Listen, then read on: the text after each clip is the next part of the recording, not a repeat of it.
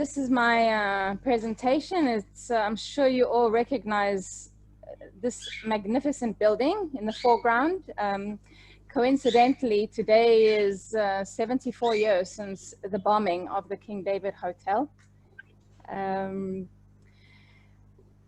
normally see it from the other side. So I chose the building not knowing that this was the day I was going to present this, but I chose it because it's recognizable. It's got such a rich history, and I felt it was worth starting here. It was designed by a Swiss architect, and the co-architect and the supervising architect was Benjamin Heiken. And it wasn't his first rodeo, and certainly not his last, but I thought it would be a good place to begin, because today we're talking about Benjamin Chaiken. So I'm no architect and I'm not a historian. Actually, I'm a pediatric nurse originally, and I became a guide after teaching for many years. But this man and his story I found intriguing. Why? Because I was born a Chaiken. So naturally, if you see your name somewhere, you become curious. So without further ado, let us start with our story.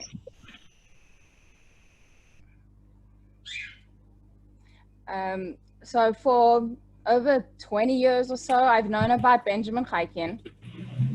And he actually called himself Chaiken. It's just that I was born Chaiken, so I always say Chaiken. But Chaiken is how he referred to himself. And there's a connection with my family and his. So I would say in the last 10, 15 years or so, I got to know more about him and the buildings that he created, and that kind of crept into my life. I have to give thanks to Shmuel Giller. He's a historian, and he actually gave a lecture last week that I attended. My husband and Shmuel Giller were involved in a project together with Yiska Harani. They were working on the the Protestant cemetery in Jaffa. And that's how I got to meet Shmuel. That's how I got to meet Yiska. And when I mentioned my family name to Shmuel, he was like, "Oh, Heiken, are you related to?" And I said, "I think so, I'm not sure." And then we exchanged emails, and he started to send me all this information on Benjamin Heiken. And then he also picked my brains. I gave him a whole lot of information about my uncle, who is Ehud Heiken, and Dov Heiken, my grandfather. And I found out about David Kroyanka, who's an expert in Jerusalem, all matters to do with the architectural history of Jerusalem.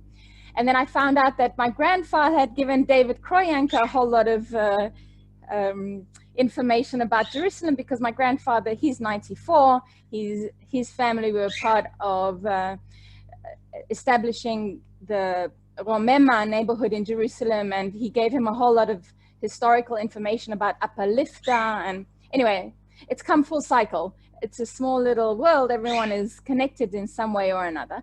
And I've used some of David Kroyanka's information for this presentation. Another very important source of information is from this book. I will show you pictures that my uncle put together. It's our family genealogy. Of course, the book and its name, quite original. It's called the Chaikenim in Hebrew and Chaikens in English. So it's got two languages in one, read from right to left and left to right, and then all these beautiful photos inside. So my family's ties to this land run deep. But again, this isn't about me. I want to focus on Benjamin Chaiken. So on the inside cover, there's a family tree starting way back in the mid-1700s.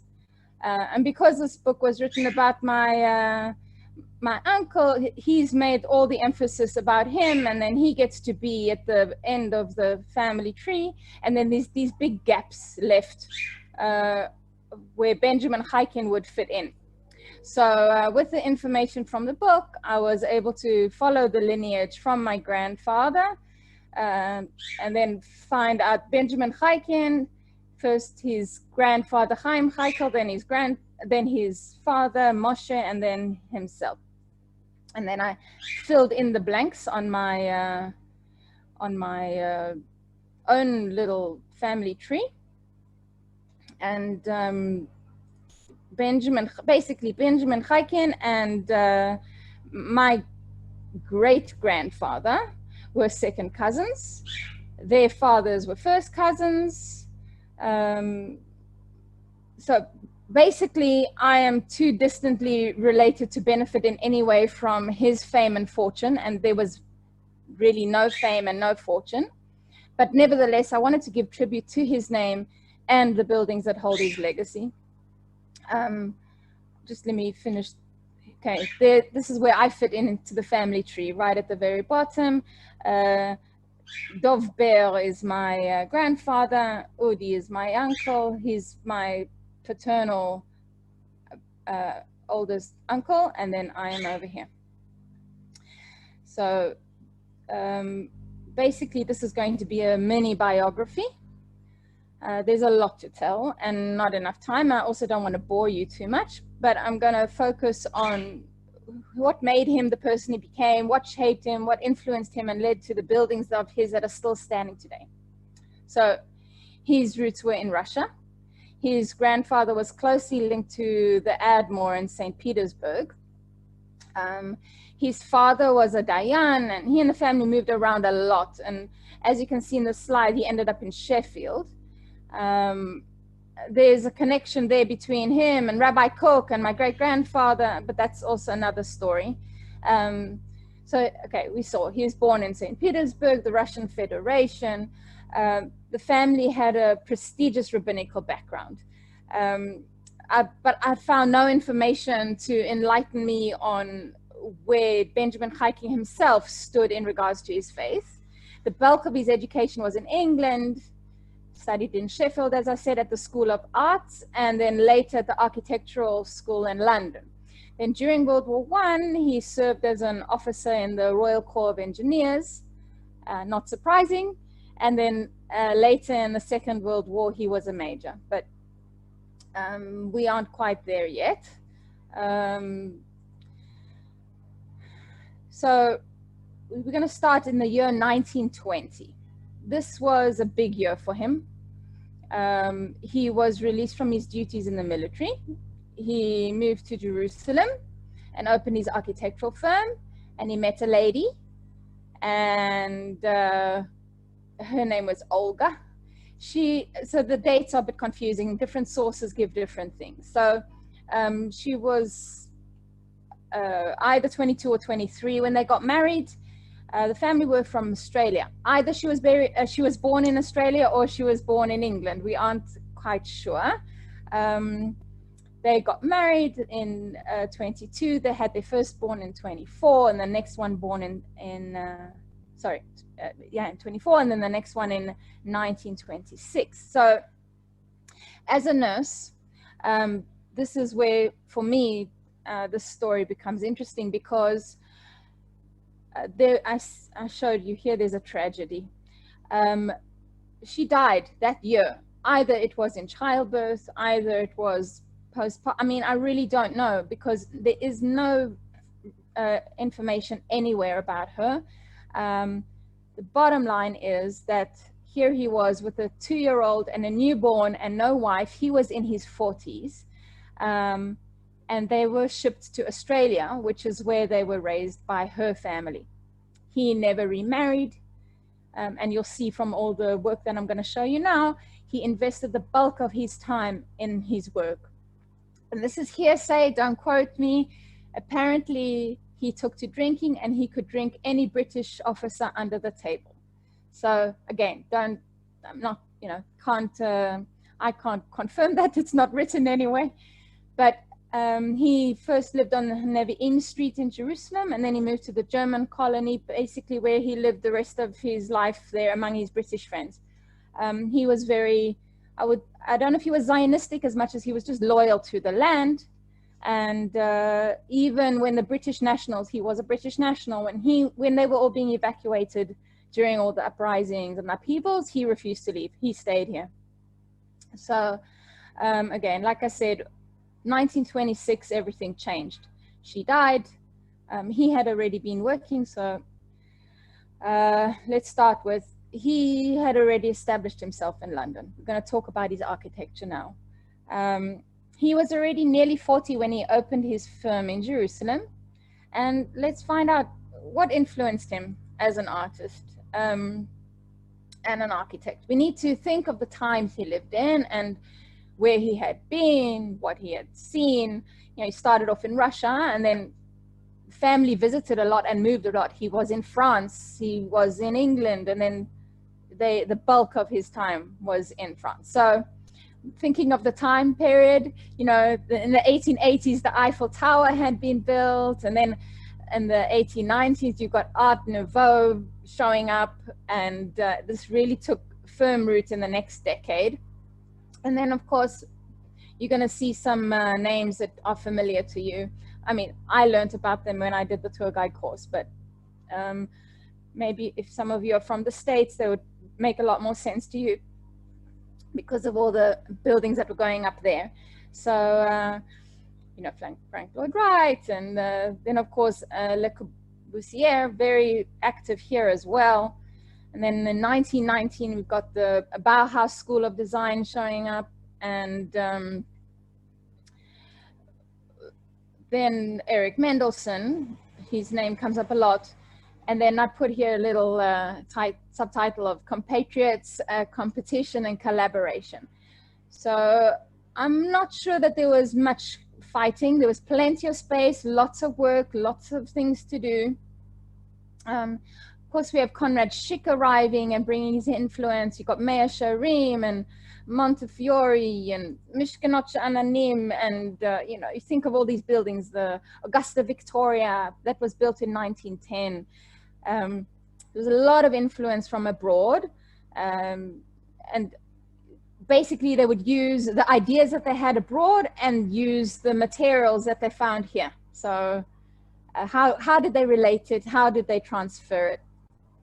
And yeah, I'm thinking the Russian compound and the German colony and all these amazing, you can tell they've got a personality, these buildings and that style. So again, then we have the time, it was called the period between the wars. So that's between the 1920s and 30s. And there's a multitude of architectural styles showing up, and lots of different design elements. And, you know, they had to accommodate the technological advances that were showing up. You know, central heating, indoor plumbing, things that were not around before. And also after the war, it seemed like news spread much more quickly, and people heard and knew and like, oh, I want that and I want that. And the world seemed a little bit smaller. So what I'm saying is Heiken wasn't here alone, or Chaiken. He had all these people born the same time as him, living here with the same time as him. Some of them were even born here. You know, let's see. And there's also people like Antonio Baluzzi, who was born 1884, died 1960. So like I said, there's no evidence of conflict. If there was competition, it was friendly. There's a lot of collaboration, especially among the architects that wanted to contribute to the Jewish influence on the city. You know, not only of Jerusalem, but also further afield. So having his own firm, he could collaborate with colleagues from all over the world, like Patrick Geddes, Frank Mears. You'll see that they worked together a lot. They were from Scotland. And many of the projects they started and he finished. And many of them, he was the supervising architect because he was local. They would come from abroad. They would stay for a few weeks or months and go back home, and he stayed. So Shmuel Giller, the historian that I was speaking to you about before, the architect, he said that sadly, maybe because He didn't have a wife. He had nobody to promote him, and he didn't promote himself. So let's move along. Let's talk about his style. So given the times and the influences, we can safely say that his style was eclectic, but relatively minimalist, combining approaches and forms of modern architecture and international style with Oriental architectural features. And the thing that you'll see the most on all his buildings was the arch. So you're going to see that, and I have some really nice photos. So in my research, I came across many opinions and theories on Benjamin or Chaiken. The Erwin and Joan Jacobs Graduate School, the Technion, the Institute of Technology, they presented a thesis, like how European Jewish architects adapt to their new culture when they settled here in the 1920s. So Heiken was one of his subjects, and the thesis aimed to show that the architect's way of processing their adaptation into the new country was reflected in their architectural work. So they compared his experiences and style with Alexander Bauwald, which we saw in the previous slide. So they felt that Bauwald adapted his style to the needs of the people, but Heiken didn't. So later on in the 1930s and 1940s, Heiken appears to have been very unimpressed with the design coming out of the Bauhaus school. He said that, I mean, he was pretty outspoken about it. So David Kroyanka related the feelings of Heiken. He said that Heiken felt it was a disgrace. But in Heiken's words, I have it here, he said, in the city, there is competition for power, and the Jews put up buildings with bent backs, meaning they feel it's almost as if they're ashamed. There's all these Christian buildings with these high, beautiful statues and bragging, and the Jews are hoveling. So I would say he was proud to be Jewish, proud to be living in the land, and he wanted to show it in his work. So let's start off. I'm not going to do this chronologically. It's not going to work because so many of the projects were overlapped, and some of them even started when he was in England still, and some of them after he died. So let's start off with, I'm sure you recognize this. It's a lovely photo. Oh, speaking of pictures, all of these I found on the internet. I tried to give credit where I found the names of the photographers. Some of them I didn't. I couldn't find them, but I'm not going to be selling this or making money out of it. So, okay. So here we have the University of Jerusalem. The first cornerstone was laid on July the 24th, 1918. The plot of land was purchased by the Zionist Congress. And this is the first time I'm going to mention Dr. Chaim Weizmann, because he was there. Of course, he was English. And a lot of the projects that Chaiken was involved with, it's because Weizmann had a role to play. So in 1919, this is where Patrick Geddes and Frank Mears were engaged by the Zionist Congress to prepare the scheme. And basically how it got its name, because you can see there it says Balfour Einstein. In 1923, Einstein gave the first scientific lecture in the building's main hall. And to give tribute to both Balfour, the Declaration, and Einstein, this is why it was named the Balfour Einstein Institution. So they were, like I said, the cornerstone was placed in 1918, but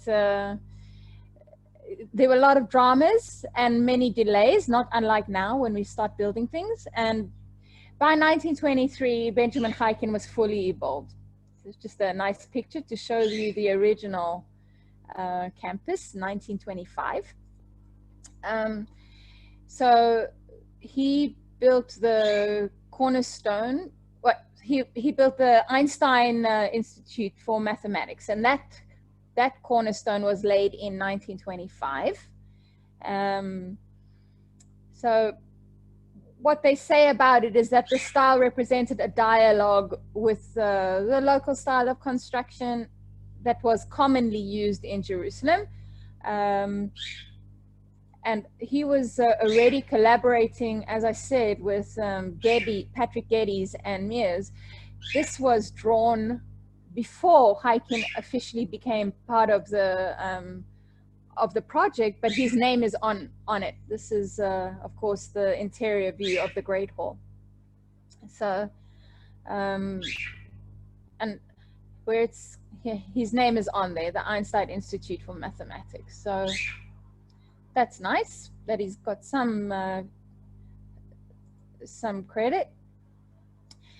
Of course, 1927, there was an earthquake and a lot of the buildings were damaged. They needed to be repaired. And one of the things that got damaged was, well, there were a few buildings that got damaged, but this was one of them. This is the David Wolfson House, inaugurated in 1930. It was originally it housed the National and University School Library, the Faculty of Law. So it was named after David Wolfson. And I just wanted to point out, you can see the arches already. Can you see with my mouse? This style of the windows and these large high domes, this is very typical of Chaiken. So the cornerstone laying for this was 1926, and then Solel Bonnet had a company crisis, and there was the earthquake in 1927. This is why it was only finally inaugurated in 1930. The other thing that was damaged in the earthquake was the open air theater. Now it was called the Hama'alot Theater, the Theater of Degrees, and it was originally it was a wooden stage, but after the earthquake and everything got damaged, then Chaiken came in and he designed it completely. It was built in 1933 with funds donated by the Untermeyer family, and now it's known as the Rothberg Amphitheater. It's kind of beautiful.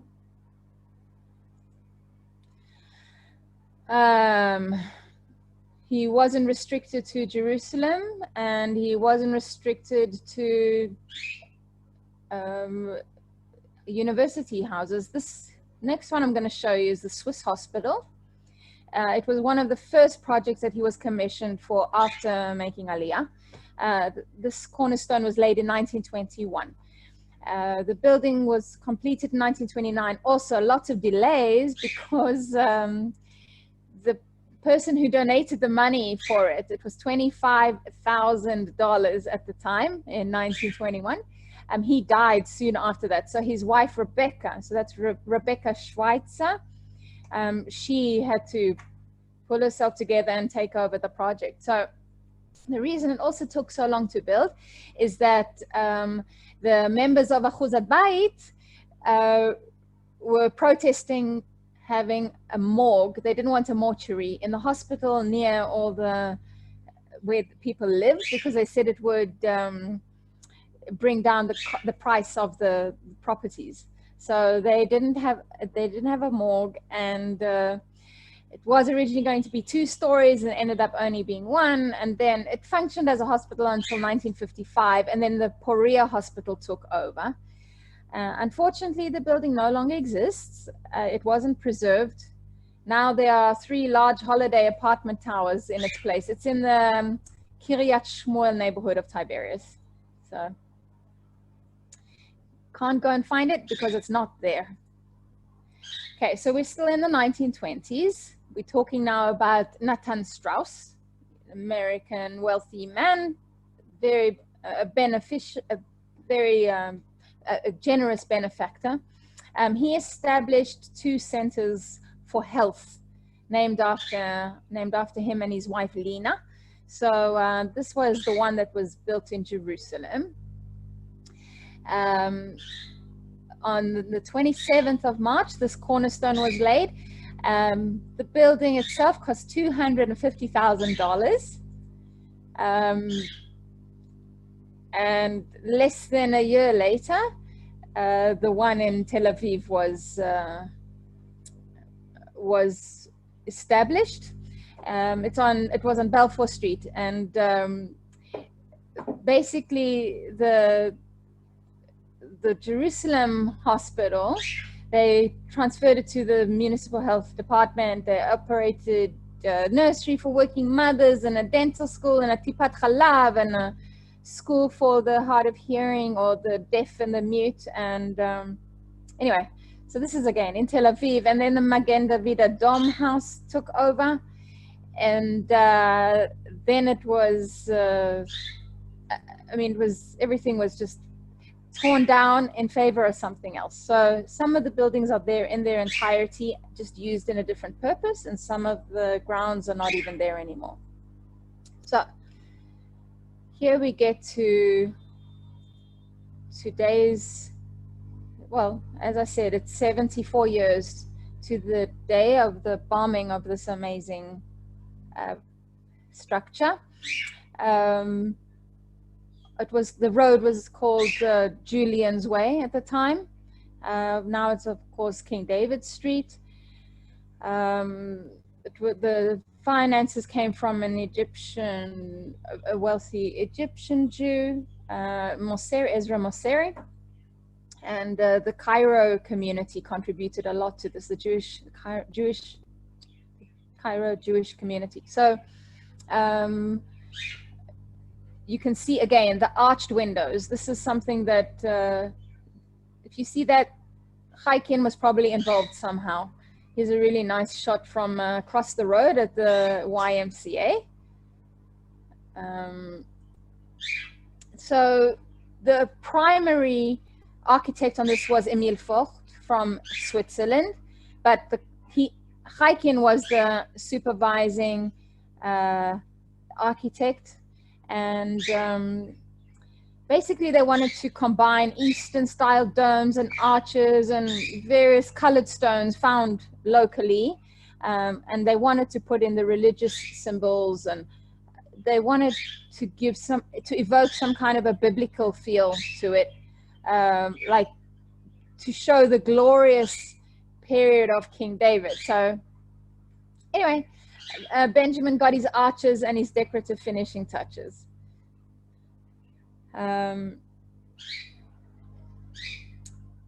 What I have next, I don't have a lot of information for. It says it's the post office in Tel Aviv. The date on this is 1935. What I do have is the blueprints made out by Benjamin Chaiken. His name is on there, as you can see. Just so neat and tidy, and I really enjoyed that. Of course, in 1929, we have the construction of the long-awaited power station. Now we know it, of course, as the Jerusalem Electric and Public Service Corporation, but this is on Bethlehem Road. So it was all designed by Chaiken. Again, here he's got the rounded and curved arches. This is what it looks like today. He was commissioned by the Public Works Department. So he's responsible for quite a few of the monumental and protected buildings in other parts of the country as well. It was all, it was mandate government. So he was English, they were English. It was easy to talk to him, and I think he's got his finger in a lot of pies, especially because of his history. So here we are in Haifa at the City Hall. So the eclectic architectural style, it's a mix of East and West, all to do with the philosophy of Haifa at the time, and even today. I know Haifa has a goal of being a blended mixed city. So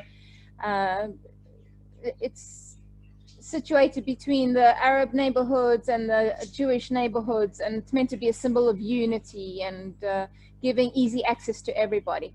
The construction ended in 1942, just 8 years before he died. You can see he loved the height. It was all about height for him and the arches. So the next place I'm going to take you to is to Rehovot.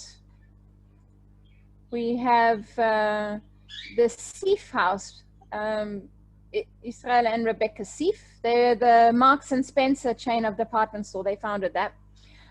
They wished to commemorate their son Daniel, and so this they asked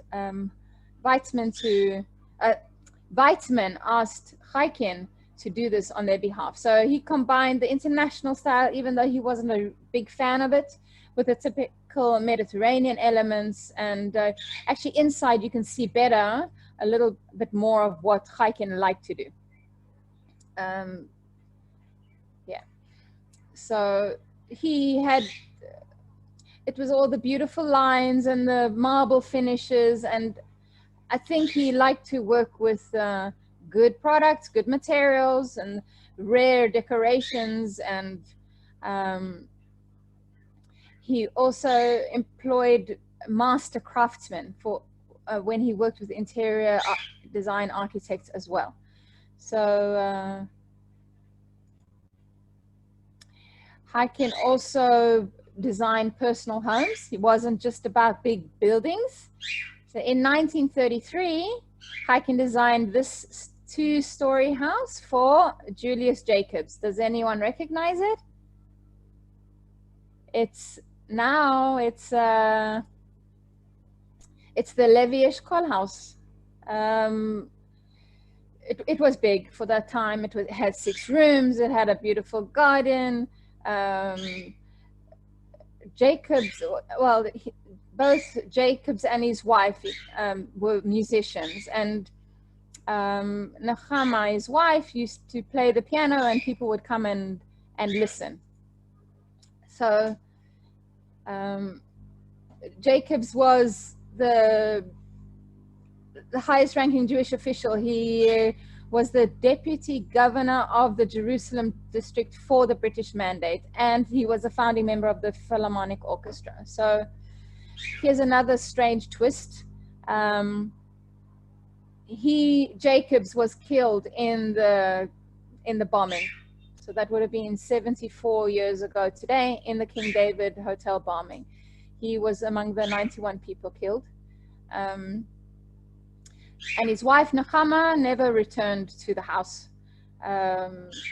She rented it to the Jewish agency. The house was rented by them and eventually sold to them. So when Ben Gurion, the first prime minister, came, when he moved the government to Jerusalem, he needed somewhere to stay. So this became it. He wanted to be close to the Jewish agency and Knesset and all that kind of thing. So basically between 1950 and 1974, it served as a residence for prime ministers. So Ben Gurion, Levi Eshkol, and Golda Meir lived here. And that, you can still have tours. Here is another villa that he made. This is Villa Melchett, Lord Melchett. This is situated on the Kinneret. It was built in the Migdal farming community, 1920s, also one of his earlier works. This is another place where there's a Chaim Weizmann connection. Chaim Weizmann, Ben Gurion, Ord Wingate, Lazarov, they all spent time here until about 1950, 54, something like that. Kibbutz Ginosar purchased this villa. So it has been used as a guest house. At some stage they were doing touring there. You could go on day tours. I'm not sure about now, but it is a heritage site for the Council of Preservation of Heritage Sites in Israel. So Another house that we're going to visit is the house of Jacob Gesundheit, called Villa Peniel. Jacob Gesundheit, he was born in 1880, and he was an industrialist and a philanthropist, and he was born in Warsaw. He spent some time in South Africa and in England as well. And he brought all his wealth here and didn't work once he got here. He came in 1926, and he commissioned this amazing house. Of course, Benjamin Heiken was the architect. It was called the Palace of Tel Aviv. There was no expense spared at all. Inside, it had its own synagogue. It had a double garage. One of the garages wasn't used as a garage. It was used as the gardener's house. It had, yeah, they even gave private tours, not for money, just to show off what they had. So I'm not sure if you're familiar with the name Jacob Gesundheit. He was descended from his grandfather, Jacob Gesundheit, who was a very, very well-known rabbi. So, as I said, there was a synagogue even within the house, but on the outside, he had a plaque called, he had the verse that was from Genesis 3, where it says, and Yaakov called the name of the place Peniel, for I have seen God face to face, and my soul was saved. So his son, just as unrelated to the architecture, his son was the founder of the Electra factory, just out of interest. So now this is the last but not least house. This is the Davioseff house in Rehabilia. I'm sure you recognize it.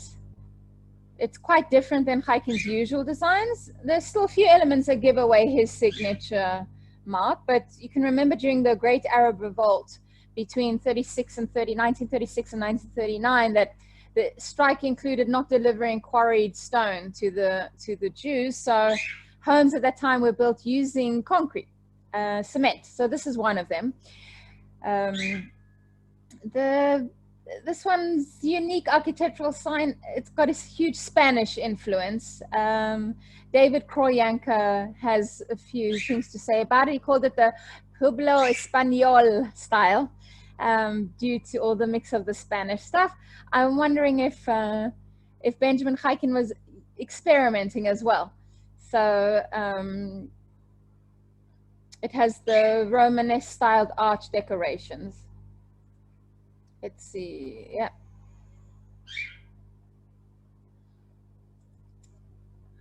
Okay, so like I said, I have some photos that I have very little or no explanation at all. This one is called British Sailors Institute in Haifa. I can't find any information on it in all the languages that I've tried to search in. So it's a pretty picture. It also gives a very good display of the arches that Heiken liked so much. The information that I have for this one is simply Business Premises Jerusalem. And here Heiken has the title of Major, so we know that it dates to after the Second World War. And this is where we start to come to an end. Benjamin Heiken died in 1950. He really wasn't that old. I don't have any details on how he died, but he died practically a pauper, no family around. As I said earlier, he was in his 40s when his wife died. The boys were sent to Australia to her family. It's likely he had very little contact with them, no Skype, no WhatsApp, you know, letters. I don't even know. I know that his one son became a sailor and didn't have any children that we know of. And the other son had 2 daughters. They're quite elderly.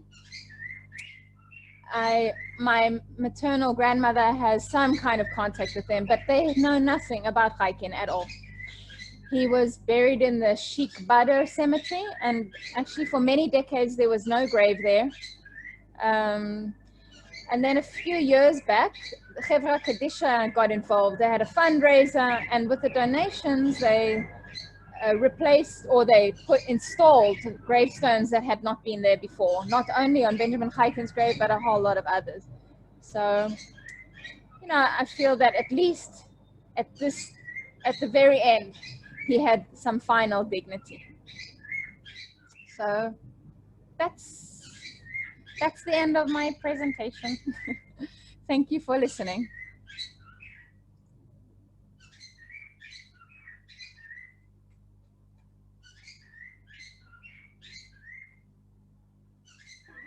Okay, that was great. That was very interesting. Thank you. Okay. Okay. If anyone wants to say anything or add something, I mean, I'm not an expert. I'm happy for any input as well. So. Darya, take a look in the chat. Okay. That last building that you showed a couple of minutes ago, and you didn't know much about it. Yeah. It's on, if not mistaken, it's on Shire Polymer Street, just outside what used to be, I don't know if it still is today, pedestrian access to the Port of Haifa. It's headquarters to Fair Brothers, if I'm not mistaken. Great. Thank you. I am looking for the chat on the screen here. Do I have to stop sharing the screen so that I can see the chat? Ah, there we are. Yeah, I can see the chat now.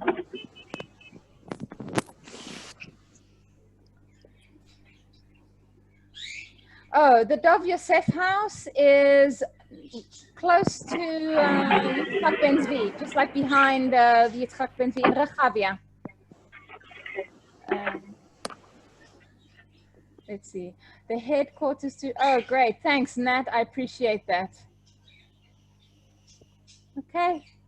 Anything else? Otherwise, I'll say goodbye. All right. Thank you very much. Guys, have a very good week.